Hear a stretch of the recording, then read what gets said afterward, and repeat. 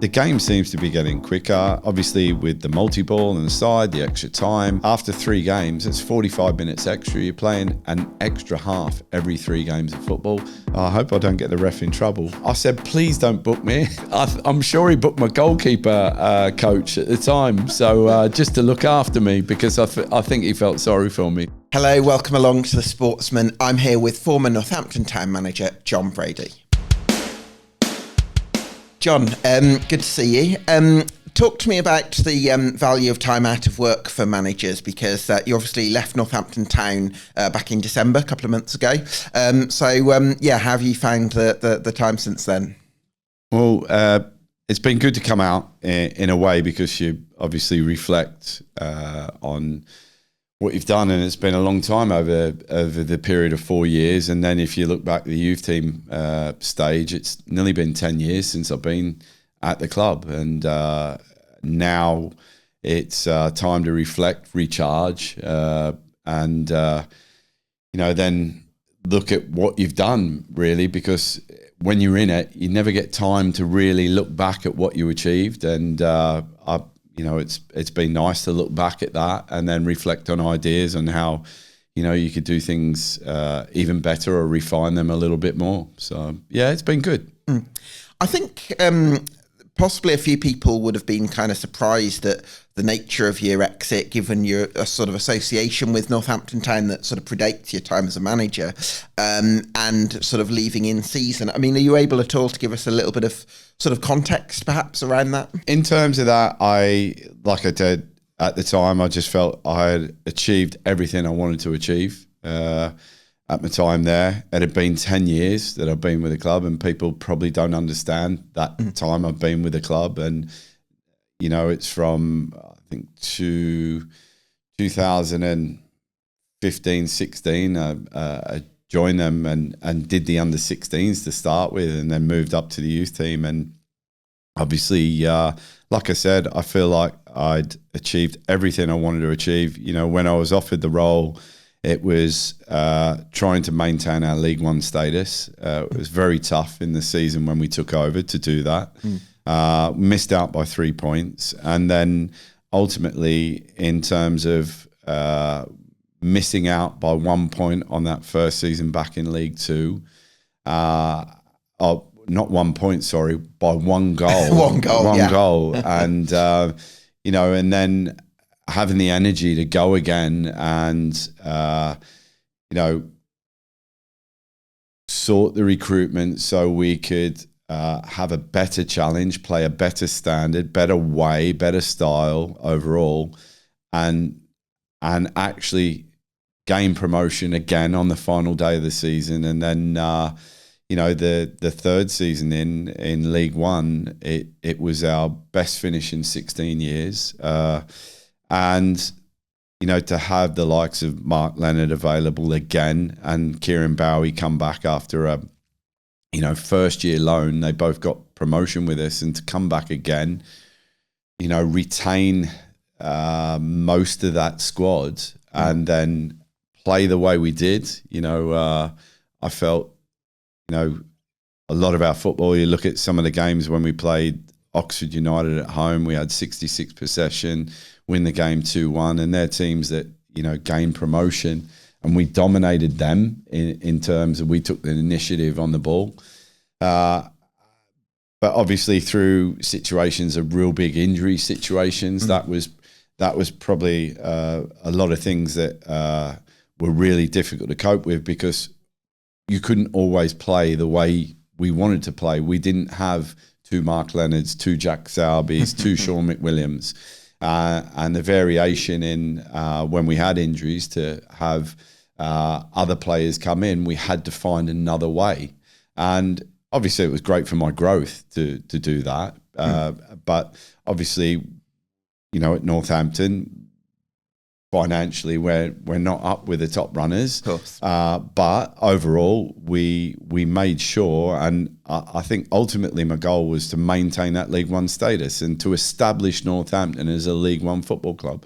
And I felt I'd done that. I felt I'd done everything I set out to achieve. And overall, I felt like I needed a fresh challenge. And I've come out, I've recharged, and reflected. And look, I'm looking forward to the future ahead. Taking it back right to the beginning, I suppose, who would you say were your biggest influences on leadership, and who sort of inspired you to sort of become a leader, if you like? I would say not necessarily one person.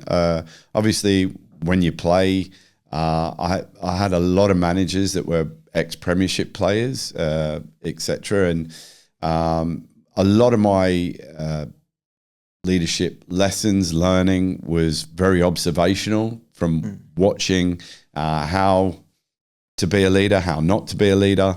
A lot of research myself, a lot of reading.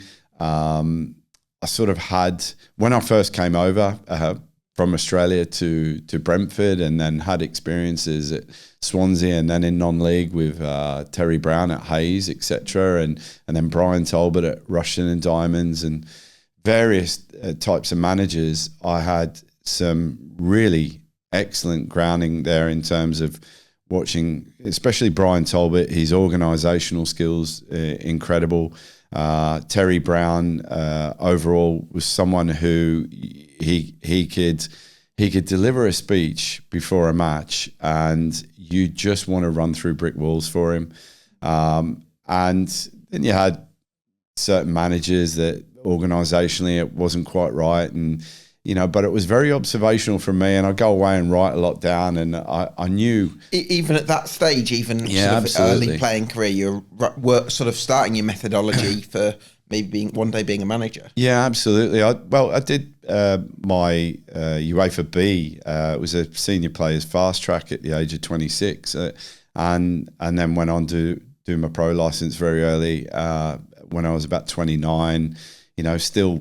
in my playing career, and it's really, I'm passionate about coaching, making a difference with people, and I feel that what I always wanted to do is within football is create that that scenario where there was a purpose bigger than yourself within the group.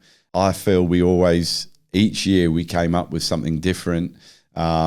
Especially at Northampton.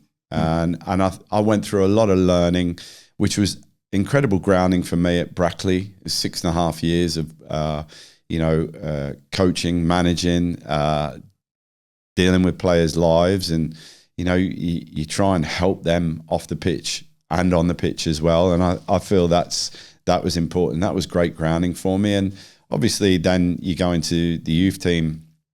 Well, the youth development phase for a year, then the professional development phase for 4 years, and then you're tailing back on, young men that are 16 to 18, and then you're having to readjust your outlook and help them and guide them even a lot more, and develop them. And obviously there was a lot of learning for myself and a lot of reflecting going on, and then ultimately I get the job at Northampton, and in 2021, and I was offered the opportunity straight away. And my first thing always was with the group, I don't want to know what you can't do. We want to work on what you can do, and we felt we made huge positive change there. So overall, I feel that my leadership lessons have been very observational, lots of learning, and like I said, it's really important for me in leadership to, galvanize a group and live the behaviors every day that we live. People talk about culture, but I feel culture's huge on your behaviors, how you work, how you live, and we try and live by that as an example, delivering those every day. It's so important, isn't it, to make people feel like they're part of something bigger than themselves, because I think one of the challenges that I think lots of footballers have is that in some cases they make a lot of money early on in their careers if they've demonstrated a lot of talent, but then can sometimes be prone to maybe losing that little bit of purpose or or losing a bit of connection. And I suppose it's about giving them that sense of connection and wanting to be part of a cause that's bigger than themselves. I feel over time we had a lot of strategies, and we'd come up with some, taglines, and we'd empower the group and speak to the group as well, and what motivated them. And it was very important to me to find out the extrinsic motivators, the internal motivators, that help with the individual, and then collectively as a group, what will galvanize them. And I feel that's been important. And in the situation where you're mostly fighting the underdog story, you have to find that way, that thing that everyone can grip onto, that they feel that's a huge purpose for them. And ultimately we did that because I felt that part of our success was getting players that probably weren't perceived at certain levels to play way above their level consistently. And I feel that's another thing that is important in leadership and management. If you can get production out of players or people that is better than they think their ability is, and consistently I found we did that. Yeah, I was wondering about that. Is it part of your job was to get players to believe in their ability more? But I'm also wondering, did you have to deal with players that had lots of belief in their ability and had maybe got some ideas above their station, or maybe lost a little bit of a sense of direction? And how did you sort of try and make an impression on those players as much as getting maybe other players who didn't have as much belief in themselves to start believing themselves? Because there are two different challenges there. Yeah, I felt especially in the first periods, you had players that really wanted just to be the best version of themselves, and it was helping them to find that best version of themselves and have the freedom and also the knowledge to know their roles and responsibilities, but have the freedom to go out there and express themselves to the best of their ability. And I feel that's one thing I learned, obviously early on doing Brackley and non-league, because I came out, I was 34, I was still, coming towards the end of my career, but, I had to learn through trial and error early on, and those things were important to me, how to get the best out of an individual within the group. And then obviously you learn so much more, and you can do a lot more by trial and error in the YDP, PDP phases. And that's where my learning came. And you're trying to develop really young, talented players at those levels, and you can really work on, those types of motivators in terms of the extrinsic, internal motivators, how it works with players. And everyone's different, but, overall, people learn differently as well. And that was important, not to treat everyone the same way. You can't, can you? No, absolutely not. Yeah. And I feel those experiences for me have helped me become hugely well-rounded. And I think part of it is getting the best out of those individuals within the group. And I feel that that's what we've done over a period of time. What I'm really curious about, Jon, is in your first full season at Northampton Town, you built a really rock-solid team that had some great core foundations, and you were very strong from set pieces. Yeah. Just missed out by that one goal. I mean, perhaps if Bristol Rovers hadn't scored the 7th against Scunthorpe, it could have been a bit different. But you did sort of review it a little bit for the second season and became a much better footballing side with the likes of Kieran Bowie and certainly Mark Leonard coming in. Do you think that put you in a stronger position to then have the season that you had in League One the year after? No, I certainly believe it did. I feel that at the time, I think in midfield they're hugely important, that, Jack Sowerby as well connected so well with Mark. Sean McWilliams connected so well with those other two in there, and then you had your likes of Ben Fox, who can play as well and is comfortable on the ball. Recruiting Sam Shering was important. We got him from Bournemouth at the time, where he'd been on loan at Cambridge and up at Accrington Stanley, and I felt he was very good on the ball.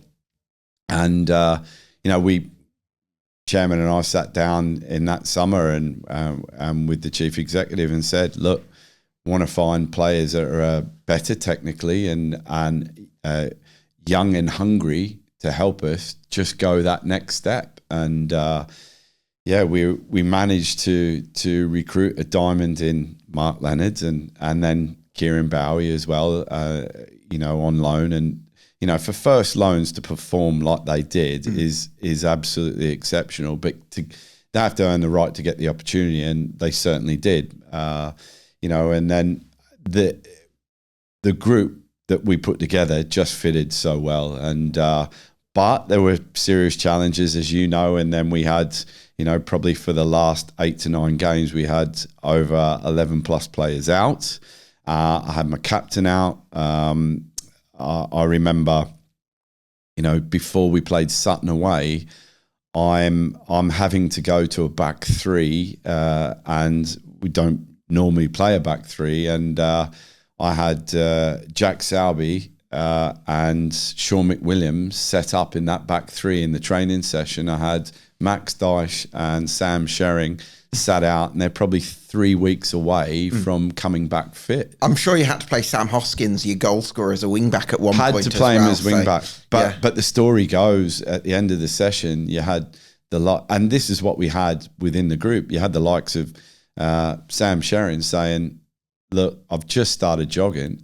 I'm going to play for you tomorrow night. We've got 6 games to go."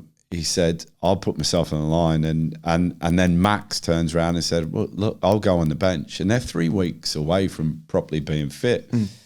Spoke to the physio, took the gamble, and Sam Shering played 90 minutes, absolute warrior on the night. And, David Norman from Canada came out the blue. And, look, but it was about finding a way. It was about maintaining positivity. How did you find David Norman, by the way? Because that's astonishing. Sort of feels a bit random from the outside. So I feel that a lot of managers, from experience, don't like to speak to many agents. I've got a great relationship with a lot of agents, and it was just one agent knew our problems, and he had a Canadian player that was at a loose end, and I needed a centre back at the time, and it was almost, just get him in. And look, David, I had 1 or 2 real plus points, and he hadn't really played at that level before, and trying to equate the Canadian level to our level was really hard. And obviously it's a bit off the level, but look, he came in and helped us immensely, and we're forever grateful for that. Yeah, absolutely. Because you managed to get over the line that season. And you mentioned the injuries there, and there were a lot of them, often in double figures. I'm just wondering, on the one hand, it shows that you showed astonishing adaptability to respond to those challenges and find a way.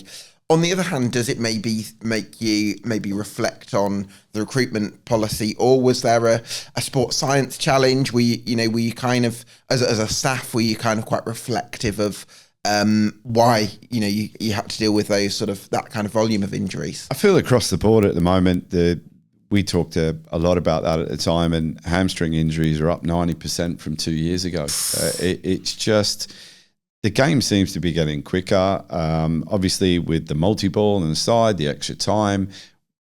After every 3 games, with sometimes 4 or 5 minutes in the first half, 10 minutes at the end of the second half, you could, after 3 games, it's 45 minutes extra. You're playing an extra half every 3 games of football, plus that multi-ball as well.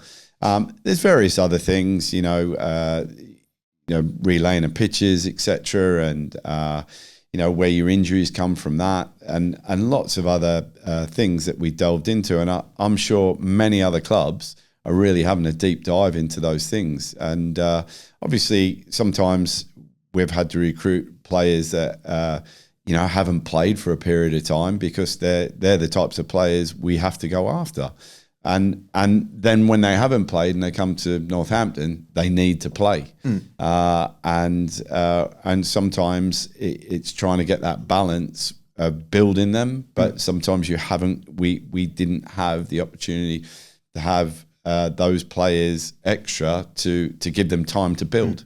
Would it have been worth, though, possibly? I mean, non-league, I suppose, is the other route, because you've got players there that might have played 30, 40 games in a season and might be a bit more proven on a fitness level, as opposed to some players that you might bring in having not played as much, and you are kind of opening yourself up to that risk a little bit, do you think? I think all types of things come in the melting pot. The ability level, affordability, loads of things. Are they proven at this level? And would they fit into our team? And a lot of the non-league players, if you want a good non-league player, you're not going to get a player on a free in non-league, really. And most of those players you've got to buy. And the whole time in my tenure there, that we didn't have that opportunity to buy a player. So look, we just had to try and find a way to get the best player we could. Sure. No, that makes a lot of sense. I'm really curious to see, though, if you can work in a structure that does allow you to maybe, and with the sort of resources, which is a huge factor. Are you excited by the possibility in your next job of being able to maybe not have to adapt so much to injuries and have to show that side to your work and actually be able to put yourself in a more advantageous position, do you think? I think what that's done is given me the ability to always find a way, and I feel that's important. So I've always got that in my armory. Look, who knows what the next challenge will hold? That would be the utopia or the ideal scenario. Sure. But look, you may have to go into a situation where you've got to go in and firefight straight away, and they have some injury situations. So look, I'm totally experienced in that. I may have the opportunity, which would be absolutely brilliant, to have the resources to maybe, I look at Leyton Orient and what they've done and how they've recruited, and we were talking about that earlier. I think Richie's done really well, but they've got the players that they really want in, and they've recruited certainly really well on power, pace, athleticism. And I feel something along those scenarios where you can recruit what you really want, but that's an ideal world. Of course, yeah. It's certainly not easy. In terms of style versus efficiency, Jon, because I think you've sort of demonstrated a really nice balance. I think you'd probably argue in your 4 years at Northampton Town, because on the one hand, you've built a team that's got a really strong culture. You've had warriors like John Guthrie who'll battle on at Carlisle, who's injured, and on the other hand, you've also developed some really nice technical footballers like Mark Leonard. We were talking off air about some of the work he did with Mark to sort of encourage him to play forward a bit more as opposed to passing sideways and backwards, which is what he did when he first came to working with you. Yeah, I thought about that question, and it depends on what tools a manager has in their armory. You look at Amorim at the moment. He wants to play one certain style, and does that really suit the players at Manchester United? Not everyone. The jury's probably out at the moment. I feel that my ability is, I know what I want to coach and I know the style I want to play, but really it's getting the best out of the players you have. If you get the best out of the individuals you have, and they connect as a team, then you have more control in the game. And I feel that, like we talked earlier, if you've got certain players like a Leonard, Salby, etc., when they're fit and you can play a certain way, and ideally I want to play a style that you can dominate the ball, which allows you to gain the initiative in the games. Yeah, great. Our style at times, especially last year in League One, was it was quoted as some of the best football we've ever played. People have ever seen at Northampton, and and we did that on certainly a consistent basis when I had those players fit, and then when I didn't have those players fit, we had to find certainly other ways in how we could adapt.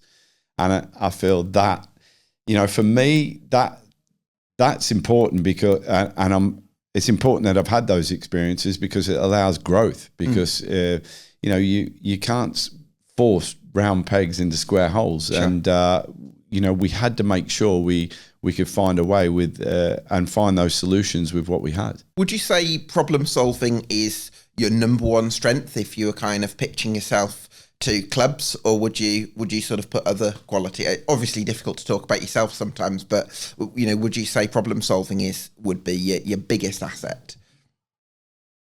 I would say it's one of them, and I've proven that like in game I'd say in the first season we really looked at we had in the first season in League Two it was incredible the amount of minutes we led for in that season. So we'd score first, and our defence was incredible because the likes of was brilliant. Yeah, and again that's at Northampton. I had the likes of Fraser Horsfall, and unfortunately lose Fraser at the end of the season, which isn't great. But him and Guthrie scored a lot of goals that year as well. Yeah, they scored about 17 goals. It was. And they were fighting against each other, and there was a good rivalry there, and it made it very healthy. When you had deliverers of the ball like Mitch Pinnock and Sam Hoskins, then I think the thing we pinpointed was the delivery is right and the aggressiveness to attack that ball, and then you work on the blocks, etc. And we worked on a lot of things like that on set pieces, and then it just that season was instrumental for us. But in terms of problem solving, biggest strength.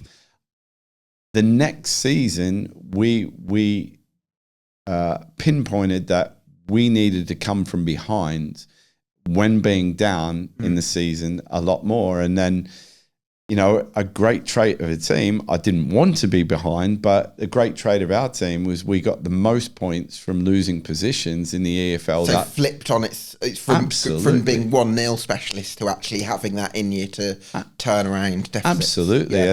And then in the League One season, the season after, we got I think at one stage around March time, towards the end of the season, we scored most goals after 90 minutes in the EFL.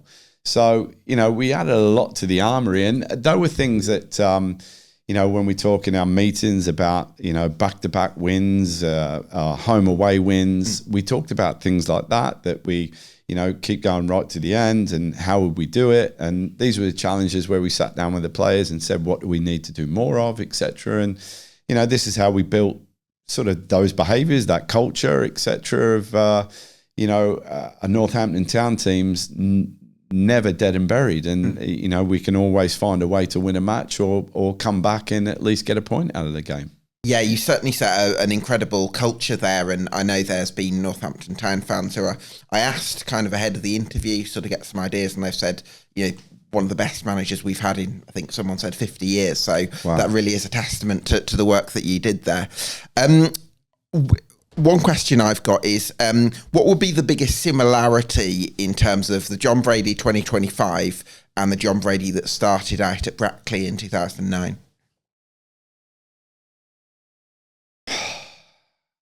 To try and, I feel I'm still me. I haven't changed in any ways. I'd say that'd be the biggest similarity, because there's been, for me, I was so determined to learn and grow and be the best version of myself. And I would say, in terms of myself within football, I've managed at step 3, then we get promotion to step 2, and then obviously I go into YDP phase, PDP phase, and then I'm thrust into League One management, then League Two, and back to League One. And I think those experiences have really stretched my learning, my knowledge, my adaptability, my resilience, all these sorts of things. So if I stood still, I'd be a bit annoyed at myself. But obviously, just looking back to those first opportunities, just hugely grateful at the time, because I fell into management quite accidentally back then in 2009. I only went to help Brackley and play 3 games because I'd really retired. And then after that, Phil Lyons, who was the manager at the time, said, "Look, why don't you become manager? You're like a manager on the pitch." And in the end, I took over whilst running my own business at the time. Glad that he saw that potential in you then when you were working together, that you had those leadership qualities. Absolutely. I'm really grateful, because back then I'd done my A license prior to that, and I wondered when I was probably ever going to use it, because I was running my own business at the time, as I said, and it was that was really important to me. But life's funny how it takes you on these different pathways and different journeys, and forever grateful to Phil for seeing that potential in me, and I was very lucky in that time. One similarity that I would imagine you would say, Jon, is you're very passionate, and that's what a lot of Northampton Town fans sort of have observed, that you wear your heart on your sleeve. Is that something that's kind of always been the case? Maybe. I think it, trying to find those extra ways, like we talked about, the greater purpose for the team, etc. And when you start to unravel those sort of things for the team, and then you find more about the individual, and you really invest in the player, then you really start to develop a love and a care for your group and your players.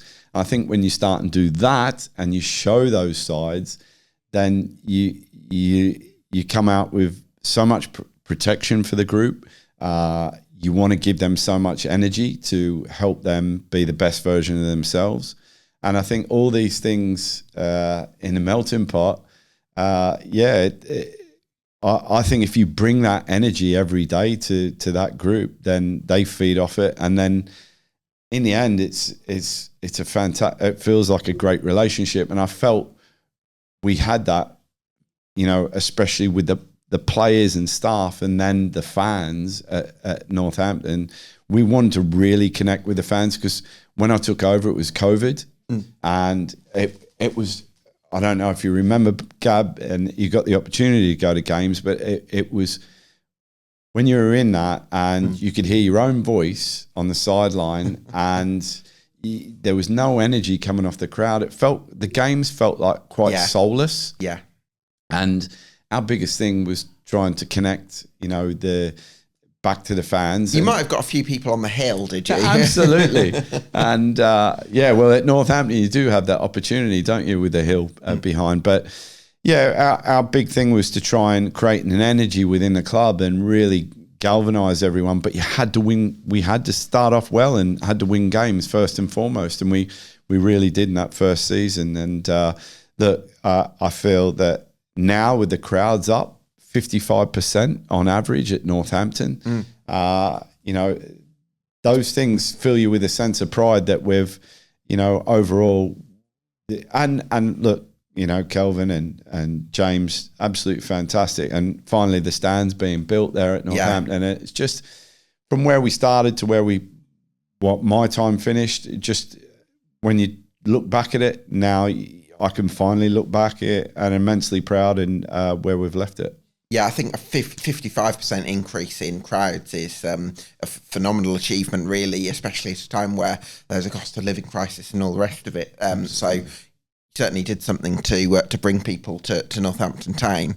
What was I going to ask? In what way do you think you're different from the manager that started out then? What are the biggest lessons that you've learnt in these sort of 16 years? Well, a bit like I talked before, knowledge has been stretched and acquired a lot over the time. Starting at the level I did and then finishing at the level I did, it's a long way from, step 3 non-league and all the experiences going back into, youth coaching as well. And overall, I feel I had to, work on a huge amount of resilience, especially at, with some of the situations we had.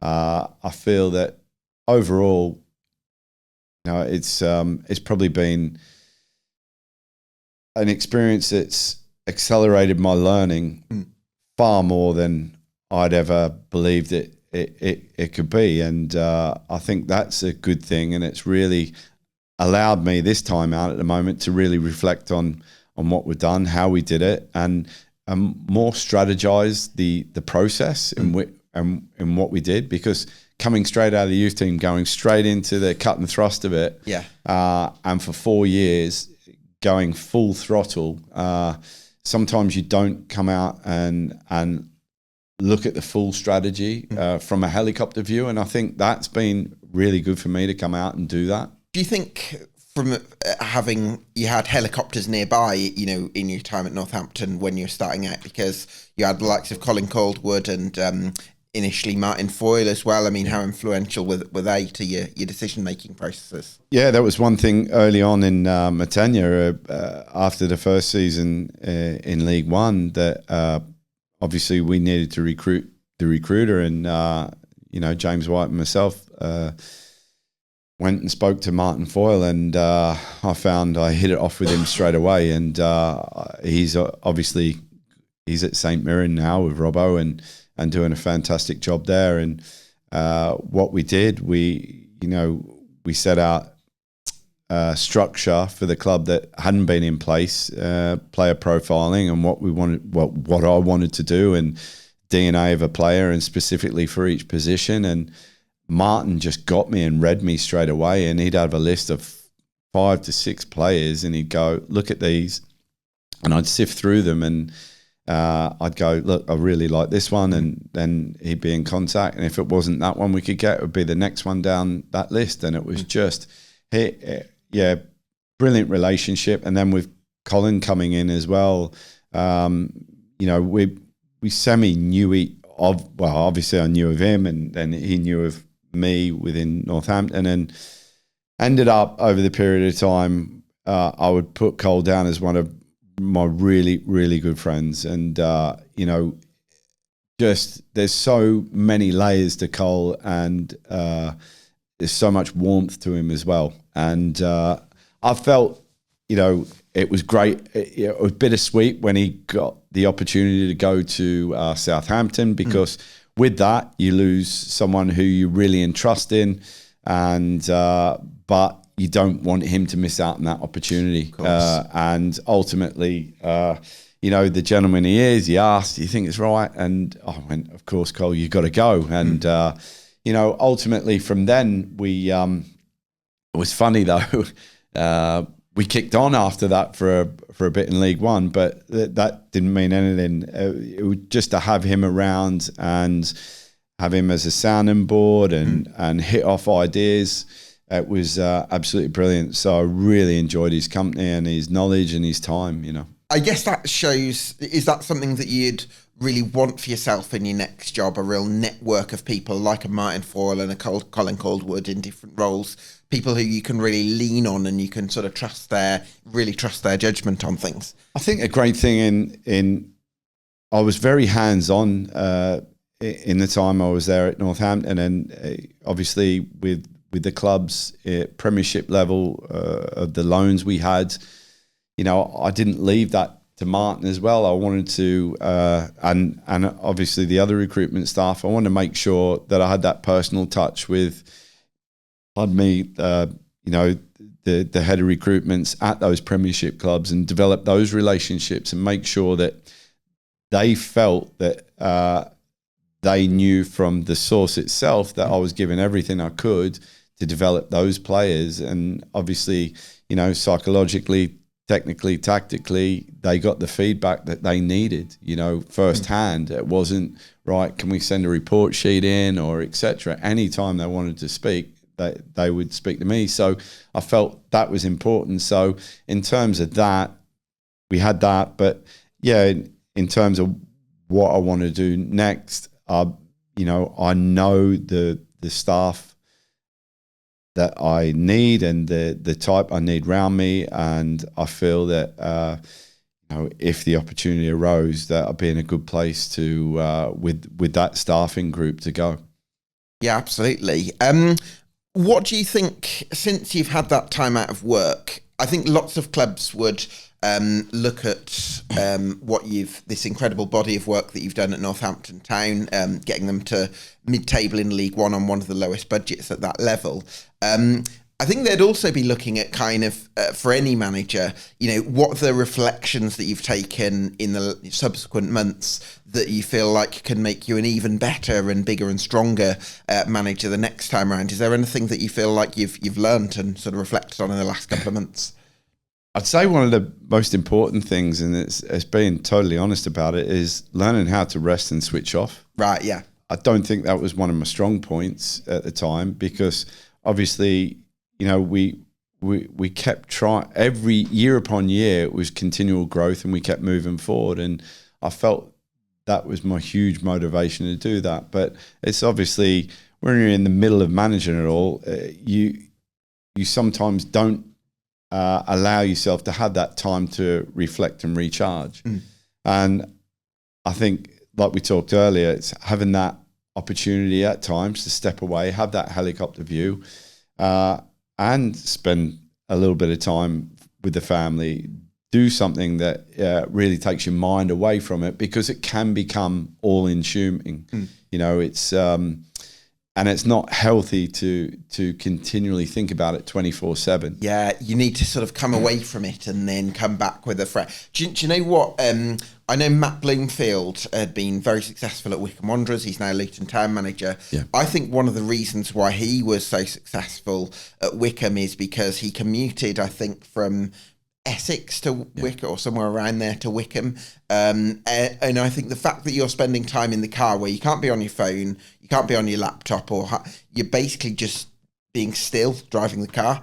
And I think that is actually a really valuable thing, because it's rare for managers, I think, to actually do, if you literally just sat at home and spent 2 hours sitting to yourself, people will be thinking, what are you doing? But actually having that sort of free time just to sit and reflect and not be required to do anything actually recharges you and sort of helps you come back to things from a fresh perspective. Yeah, absolutely right. I actually spoke to Blooms on that point, and he said about when I open the car door, I go in there, and I sometimes I get all my calls done on the way home, and then it's my time to reflect on the day. And I suppose it is just making sure that you do have that time. And obviously, there's the LMA do a lot about making sure you manage your time, and I think the LMA has been very important since I've come out to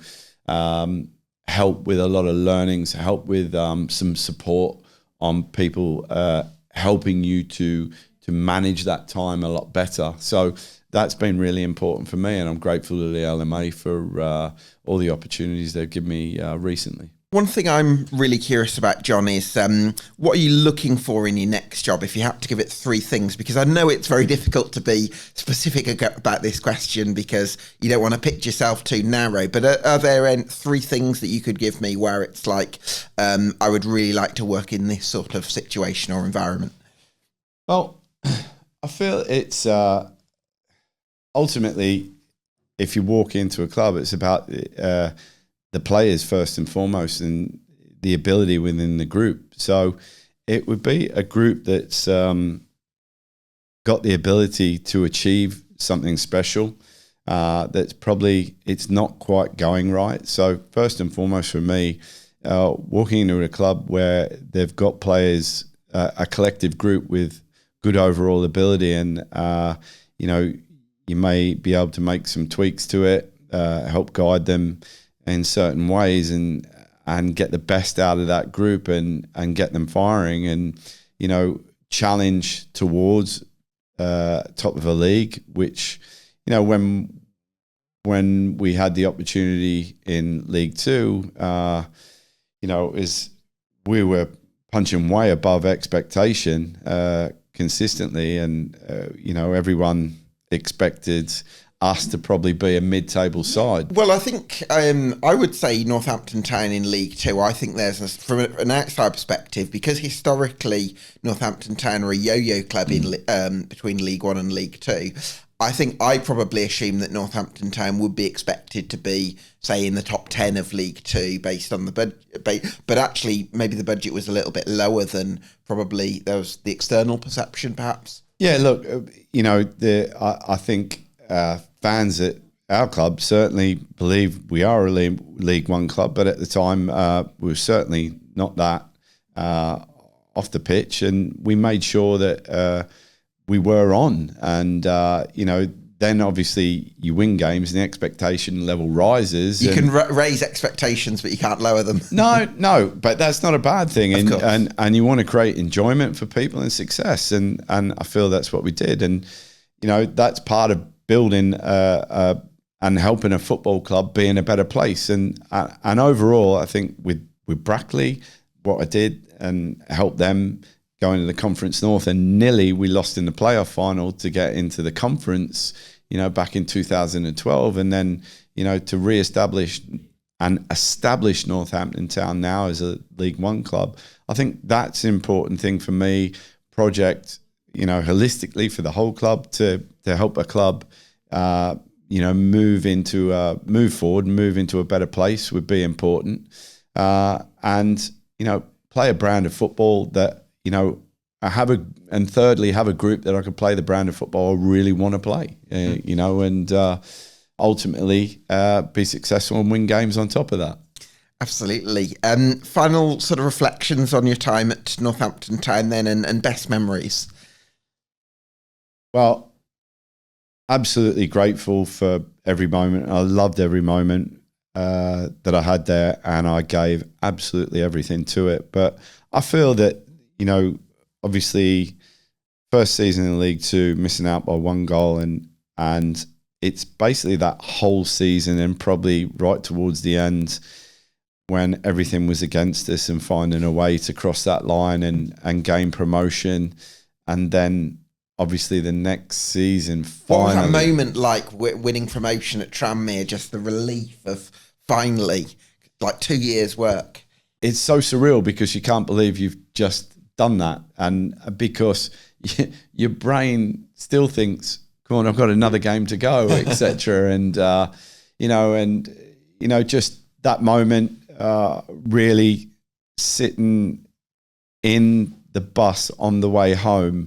And I said to Cole something strange. I said, I feel like I'm floating on the way home because it was just a magical experience. And then you had the boys on the back having a few beers and just singing along, and just, those moments live in the memory. And that was incredible. But then again, I think to the League One season, for us to achieve what we did, the highest finish in 16 years. Well, Charlton was probably the one, because I think that was the day you got to 40 points, and it was a Louis Apperet winner in injury time. And I'm sure there was a moment where you just kind of ran down the touchline. Yeah, Samo, myself, Mark Richards, we all got very excited and went and hugged and kissed Mitch down in the bottom corner, and I think he was very surprised. And I've got to say, funny story on that one. I come back to the halfway line, and I hope I don't get the ref in trouble. We should be booked for that. And I said, please don't book me. So then he booked, I'm sure he booked my goalkeeper coach at the time. So just to look after me, because I think he felt sorry for me. So, but yeah, look, to do what we did in League One, when I think even yourself, Gab, tipped us for relegation, which I'm not going to let that go. I think you did, and I think a lot of people did. And to be honest, I think again that was probably a financial thing people looked at, but obviously again that was that way of creating that story with the group, and finding that bigger purpose for the group, and obviously things like that people put up, maybe that really galvanize that group again, and that was those motivators. So thank you for that. My pleasure. I'm going to blame the fact you hadn't signed Leonard by the time I went to the prediction. Yeah. But no, what a brilliant achievement that was, and it's a fantastic 4 years there. So on behalf of Northampton Town fans, they can't be in the room here, but I know they would be, saying thank you for being one of the best managers we've had in 50 odd years. So, so brilliant work there. And you excited about the next chapter? Yeah, I am. I really am. I've done a lot with the LMA and back on the UEFA Pro license course just to help out, and that's been really exciting. So I'm grateful to Guy Whittingham at the Pro license for asking me to come and help out, and Steve Guinan, and that's been really good. I've been out to a lot of games. I've had one of my old managers reach out, Brian Talbot, and asked me to have a look at one or two players for Fulham recently. So that's been really good. And then obviously speak to a couple of managers in League One who I get on brilliantly with, and just in a way, help mentor and chat with. So and great to see them doing well. I'm not going to say who they are, but look, I've enjoyed it. But look, when the time's right, it's all about timing. So we'll see what the future holds. We wish you the very best of luck, Jon, and thanks so much for joining us here today. Thanks, Gab. Really appreciate it.